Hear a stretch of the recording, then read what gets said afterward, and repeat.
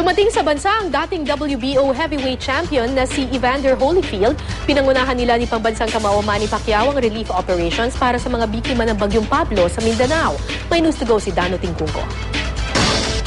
Pasado hating gabi nang dumating ang boksingerong si Evander The Real Deal Holyfield sa NAIA Terminal 1. Sa baggage claim area pa lang, sinamantala na ng ilang fans ang pagkakataong makapagpa-picture sa dating WBO heavyweight champion.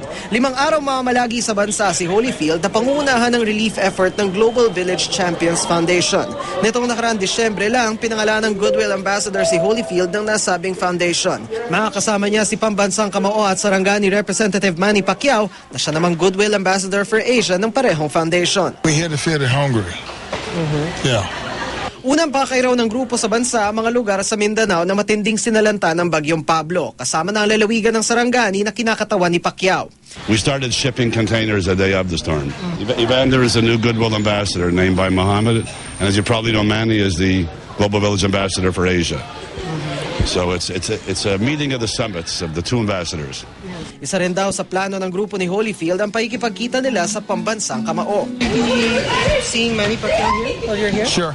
Yes.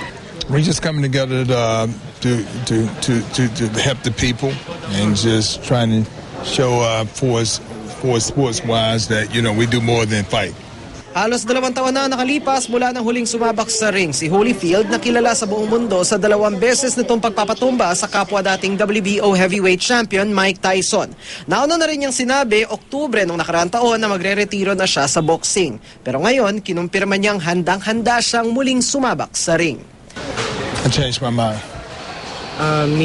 Meaning I'm not retired. Anyone in the cards? Not so far. Unless you want to get in the car. Dano Tingkungko, GMA News.